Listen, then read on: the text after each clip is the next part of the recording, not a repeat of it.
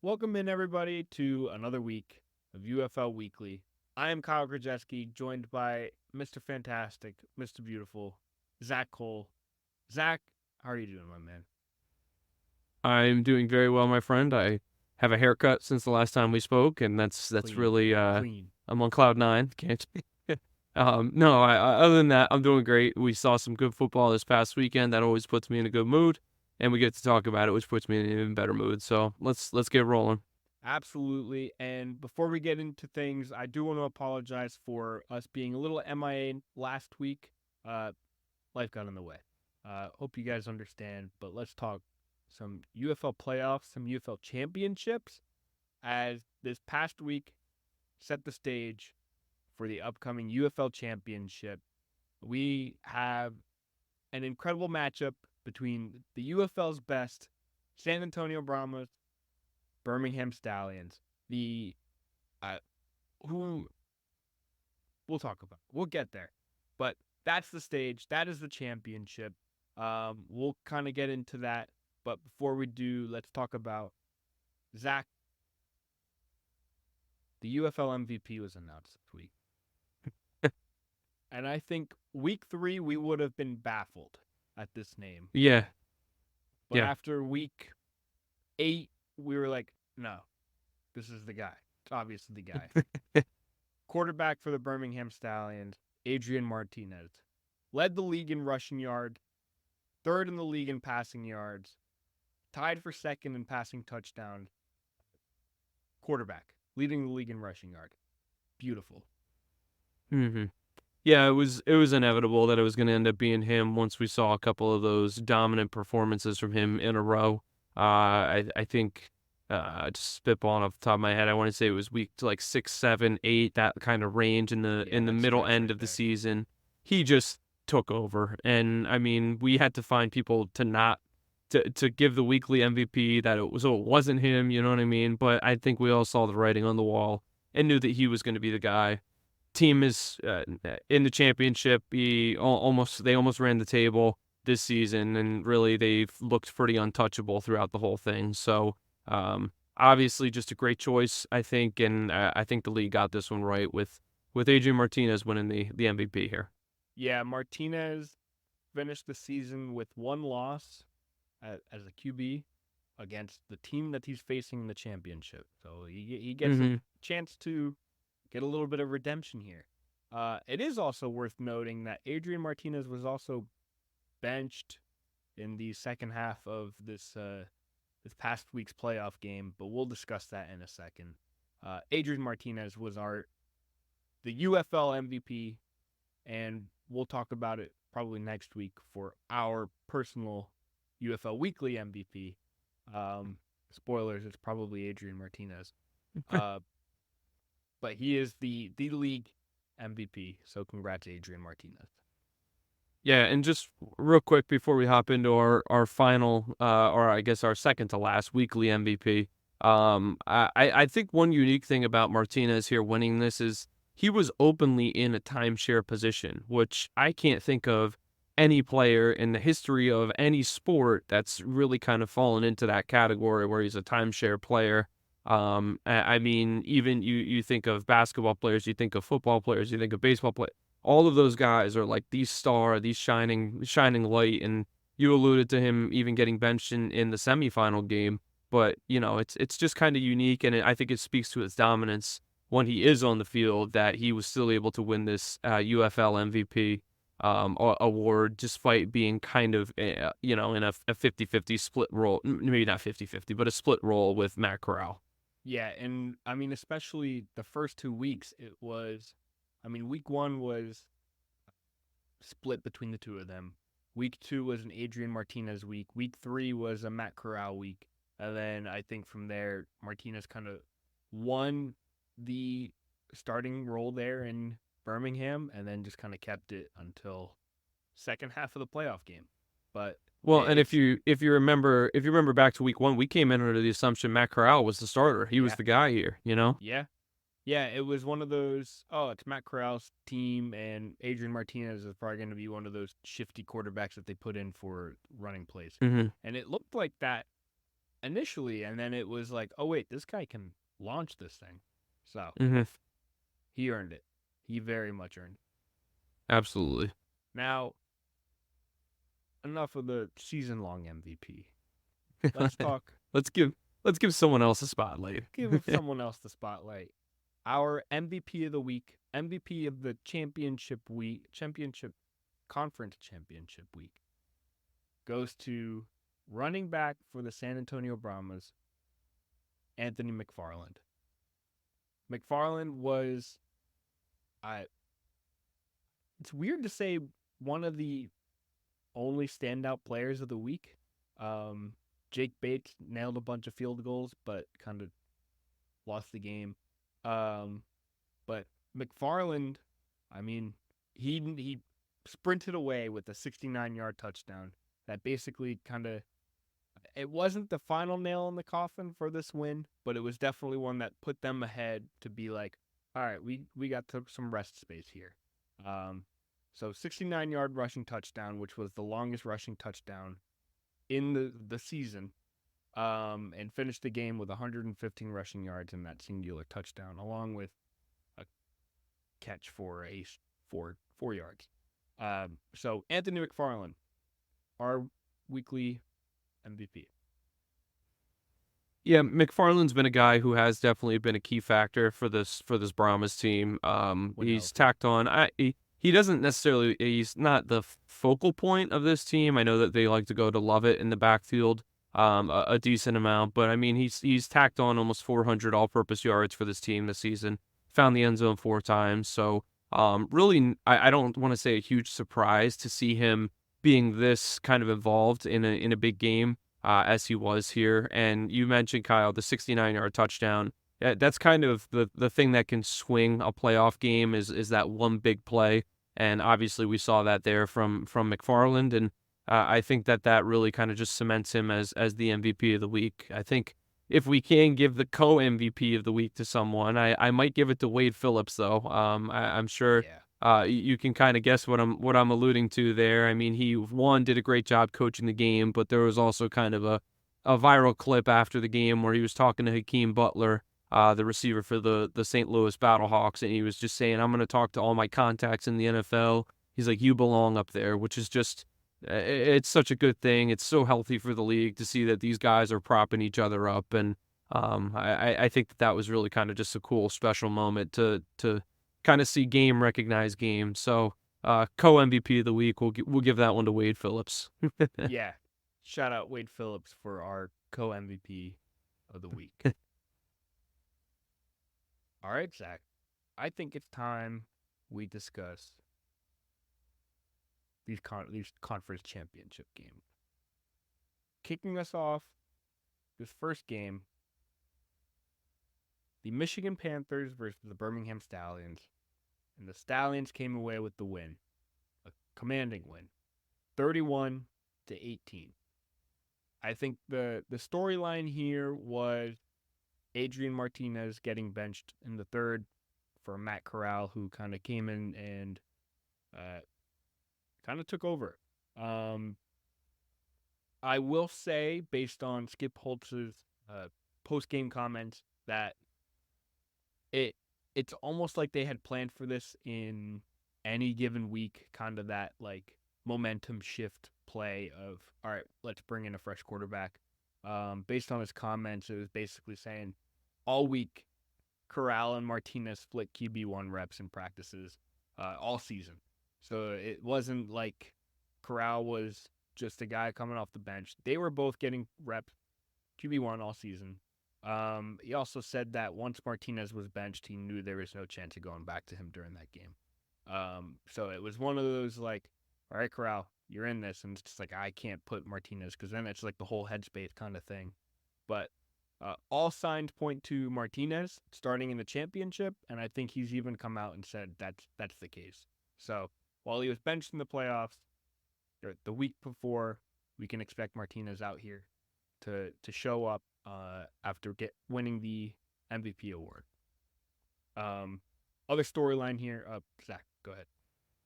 I was just gonna kind of comment. We talked a little bit pre-show on the dynamic of there being two quarterbacks on this team.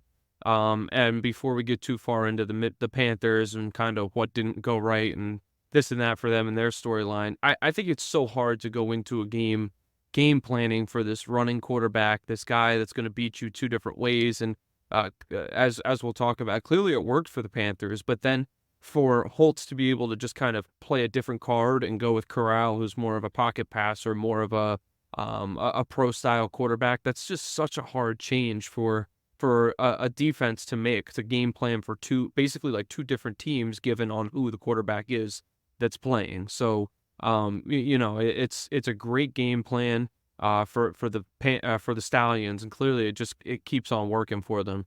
And I think a key thing that you mentioned too was they weren't ever planning to go back to Martinez after they pulled him. Yeah. And I think that does a lot for both quarterback psyches. And I think it's what makes this communal relationship between the two of them. Odd. I guess I don't know how to describe it. It just makes the relationship between the two of them work, because it's never like they're competing. It's like they're in a conjoined role where they both need each other to succeed, and the team needs both of them, Yeah, and it's like I could totally picture the quality competitor being like, okay, no, like we need something here, and I understand it's not me. Like, go right ahead. Yeah. You take the reins right now. Yeah. Other storyline here of this game, Stallion scoring 28 unanswered points to just come away with this win. The Panthers started this game up 18-3. They scored kind of like a kickoff. I forget I said kickoff. They started with a touchdown on their opening drive, with a 35-yard touchdown to CLC Mariner, and ever since then, this Birmingham defense just held them to 4 straight field goals, field goal, and then just punch for the rest of the game. So it was a huge outing for this Stallions defense, to kind of be like, all right, you got that touchdown, not letting you coming back. And I think if I were to put an MVP here again, kind of, I guess, reverting back to our MVP talk, MVP of this game for me is probably just this Stallions defense holding down the fort. And even we saw late in the third had a pick six to kind of really rally out. Actually, the pick six is what tied the game. So it's like, all right, huge momentum shift right here. So it's new quarterback, and then boom, pick six, and then Corral came in and threw 2 more touchdowns after that pick six. So it's like this defense was huge, stepped up to the plate for this game, and just took over when they needed to.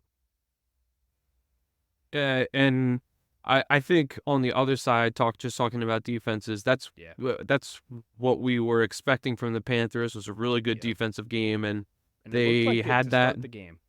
I was gonna say they had that in frame. Everything was going great for them, and it just kind of went by the wayside when they went with that quarterback change and 28 unanswered points. So I think that the key to the unanswered points, though, is also, as you mentioned, the defense from Birmingham. I mean, like that's a masterclass to just throw up a shutout. You give up 18 to start, and then to just kind of buckle down and let your offense get confident and get the ball back a couple times. It's just, I mean, it speaks. It's you can't overestimate how big of a deal that is for the team and for an offense that's trying to get it going. So really just as we've seen all season, the Stallions complete team, both sides of the ball, and just really kind of when one side's lacking, the other side steps up and vice versa. So really just kind of good stuff from a very complete team, and I'm excited to see what they do this upcoming week in the championship against in a rematch against a team that they hopefully would like to get some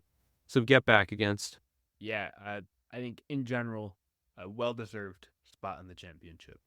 Absolutely. Yep, absolutely. Second game this weekend, the XFL Championship. I guess we didn't mention that before. The previous one was the USFL Championship. XFL Championship. Correct, yes. took place between the San Antonio Brahmas and the St. Louis Battlehawks in St. Louis. And the San Antonio Brahmas came away with the win, 25-15. We mentioned it before. Anthony McFarland with a pretty big game, 115 yards on the ground, especially that 69-yard touchdown to kind of put a good lead on for them. In general, this was almost seeming like just a Brahmas dominance from the start. They were up 13-0 before the Battlehawks kind of found themselves on the board. And then they swapped a few punches back and forth. But realistically, it was the McFarland touchdown putting them up 19-3 that basically said, all right, this is it. The Battlehawks kind of had it in grasp there in the middle of the third, putting it at 15-19. But this Brahmas defense was just like, nope, not having it, and just shut them down for good afterward and tacked on a few more field goals from the Brahmas side, coming away with the win. One thing I would like to note post-game comments and just kind of seeing things floating around. AJ McCarron was very clearly not 100% for this game, mostly hindering his performance for this game, unfortunately. But he noted in his post-game presser that he'll need surgery this offseason. And for those AJ McCarron fans, he had fully plans to return to spring football, but he kind of noted, he said, it may be in a coaching role, it may be as a player. He's like, basically whatever allows him to return to this league that he loves and wants to put all his heart into, he'll return to. So I thought that was a really cool note to add to that. Yeah, I think that the kind of underlying story in this is an underdog story, and then a favorite kind of not performing to the level that we were expecting them to. I think that's kind of, I feel like just underachieving has been the name of the game for the Battlehawks in these like big game situations. We just haven't seen them rise to the occasion as much as we would have liked them to, and this game was kind of no different. Whereas San Antonio, they've just sort of stuck their nose in and you know, kind of told themselves that they belong, and we've seen that all season from them, that they've just kind of stuck around and managed to grind out wins. I think grind out wins is a good way to put it for them. Yeah. You know, they find a way. And you mentioned Anthony McFarland being a huge deal, but John Lovett also went for 83 yards in this game. They were over 200 on the ground.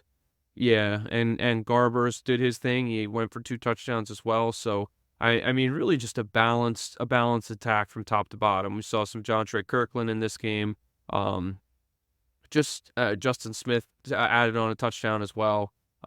Really, I'm kind of impressed with the Brahmas as a whole, and I think that they do really kind of give us a very interesting matchup in the championship game moving forward. So last point I'll just talk about is, as you mentioned with AJ McCarron, I think it's really kind of cool to see that he wants to return to spring football and kind of, I feel like he and shoot, I'm gonna blank on his name now, the tight end that's always vocal. I'm only coming up with Schoonmaker. What Sternberger? That's it. I was coming up with Luke Schoonmaker, and I knew that wasn't it. But Jay Sternberger, AJ McCarron, these are guys that really kind of seem to be driving forces behind this. And like I almost feel like they would be like the perfect candidates for like a UFL PA, you know, if that were to exist.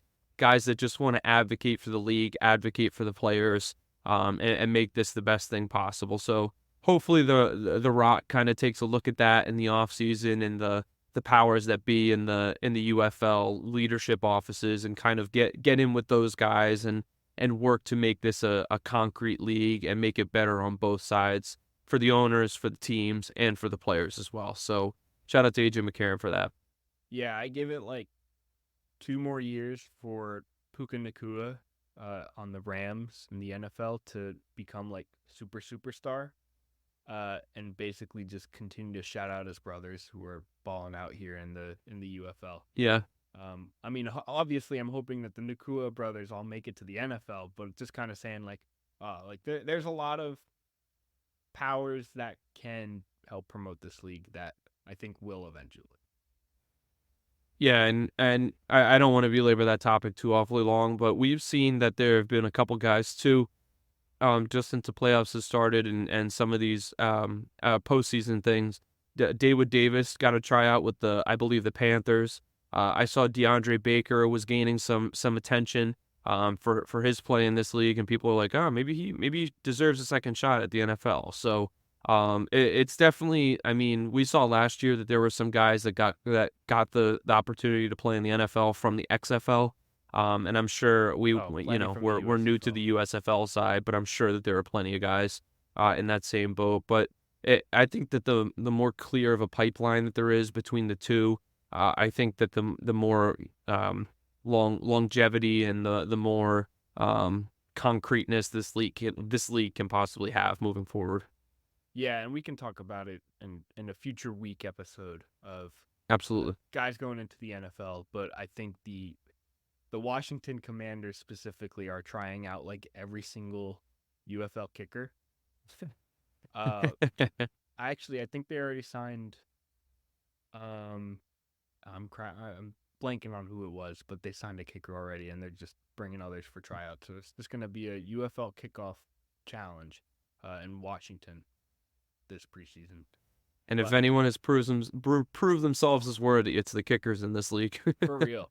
But back to this game. I guess just something I wanted to point out is Chase Garber's kind of making his full return pretty much from injury. We saw him earlier in the season basically he was an MVP candidate in the first few weeks. Basically the guy that was in MVP talks over Adrian Martinez, returning to a pretty solid form, and now gets a shot in the UFL Championship.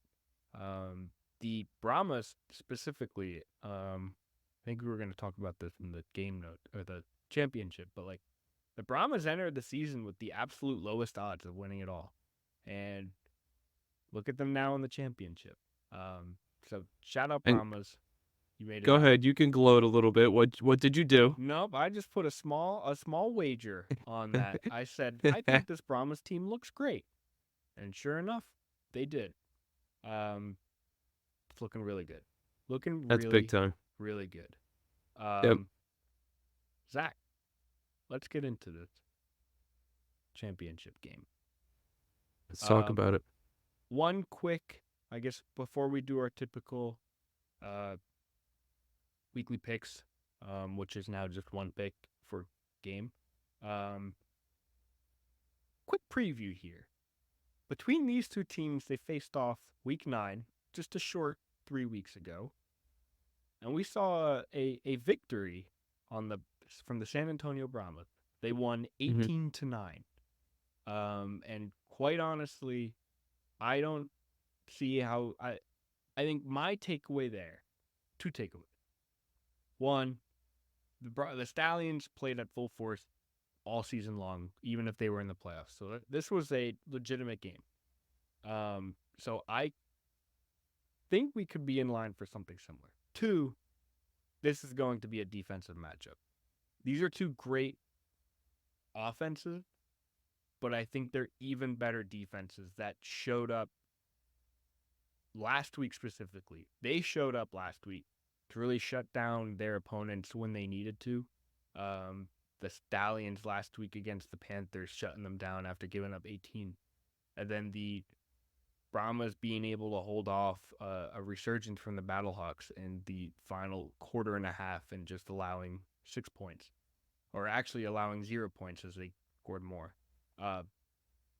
Basically, these are 2 defenses that are probably, they look like the best in the league. And that is for a good reason why they're in this championship. So I really hope you at home aren't, I hope we see a lot of points, but I think we can kind of expect a little bit of a rumble-tumble game, probably on the ground, honestly. These are 2 teams that love to run the ball.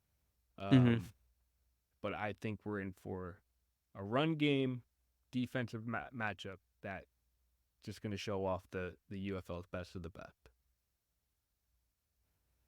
I completely agree with you, and I think I have 2 points that I also want to talk about that I think complement exactly what you just talked about there.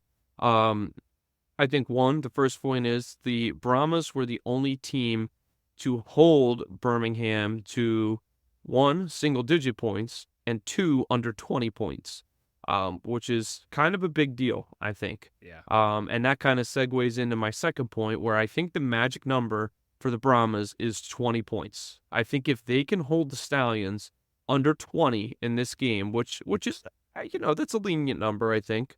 I think if they can hold them under 20, they have a very, very good chance to win this championship game. You'll note that in week 10, the Panthers and the Stallions faced off, and the matchup was 19-20. So if they would have kept them under that 20, that would have been a different game. And even last week, Michigan lost 18-31. They're under 20. That's a much closer game. So I think 20 is that kind of magic number for them. And really, I think, as you mentioned, it's going to be a defensive battle, and they're going to keep the ball on the ground a lot. Lovett and McFarland on one side, Maribel on the other side, Martinez on the other side. It should be. I really do anticipate a ground and pound game. Yeah, especially because we're seeing two quarterbacks that aren't prone to mistakes. I mean, even just last week, specifically Garbers, and even both Corral and Martinez gave up interceptions, and we've seen both defenses be able to take Create good takeaways, advantage right? of those turnovers. This is going to be a damn good game. I'm excited, but yeah, it's going to be a great defensive matchup. And if we get a lot of points in this, I'm going to be ecstatic because that's what I'm actually looking forward to. All right. Without further ado, let's do our game picks. I'd like to recap I say this again, as I say every week. We are going off of DraftKings Sportsbook line, but these are not betting advice. This is us just looking at the lines that Vegas has set for this game, and us just giving our friendly thoughts on how we think that's actually going to play out. We make our own personal picks, and then we just kind of do a friendly, like, oh, I did better than you this week kind of thing. So without further ado, the San Antonio Brahmas versus the Birmingham Stallions for the UFL Championship this weekend, this Sunday at 5 p.m. Zach, the line is set and the Stallions favor at -3. Over under 41.5. Who you got? Oh man, You know what? I feel like give me a winner too. Okay, I feel like I set up everything to make it sound like it's going to be the Brahmas, but I'm going to take the Stallions -3, and obviously that implies that they're also going to be my outright winner there. If I'm expecting them to win by at least 3, I hope that the Brahmas do find a way. I love a good underdog story, and clearly they are the underdogs here, but I think Birmingham is just a machine, and I think that we saw this week, if one option doesn't work, they go somewhere else, and they do it well. And if that option doesn't work, they rely on the defense, and the defense does it well. And I think they just have too many things to account for, and I think that they're just the better team all around. So I'm gonna go ahead and I'm gonna say Birmingham -3. And with that being said, I do think that they will score some points in this game, and I think San Antonio will also score some points in this game, and we're going to get the over in this one. So I will take over 41.5. I love it.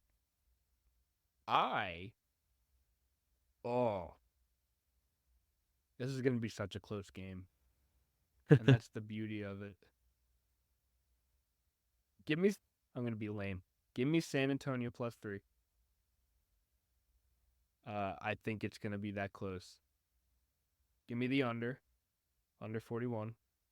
Give me like a game in the teens. But give me Birmingham money line. Okay. Wow, a tight one. I think it's going to be a tight one. I think Birmingham comes away with the win. I think they're going I'm for the thinking like an three-peat. 18-16, Oh, something like that. a beautiful 18-16er, like a 16-15 maybe. Mm-hmm. Maybe I'll go for the push. We'll both go for the push. It would be a good like Could be a 3-point game. Perfect. a 12-9. But no, I think it's going to be close. I think it's going to be a little bit low scoring, but overall, I think I'm with you. I think Birmingham comes away with the win. I guess we'll see. That's all we can do, I right? really do think this could go both ways, and I think that's the true beauty of this game. The true I do beauty of too. this being Agreed. the championship matchup. Because I think if it were any other combination, I think there'd be a little bit more of a clearer winner. I think actually if it were Panthers, Battlehawks, it'd be just as like, what the heck is this going to look like? Mm-hmm. Anyone else Yeah, I would be think like one of these guys. all 4 playoff teams were very, very good teams this year, and I think that no matter what championship matchup we got, it was going to be competitive. I don't think that there was really a bad championship matchup. I agree. Which is the beauty of this league. Yes, it is. So, with all that, thank you for tuning in.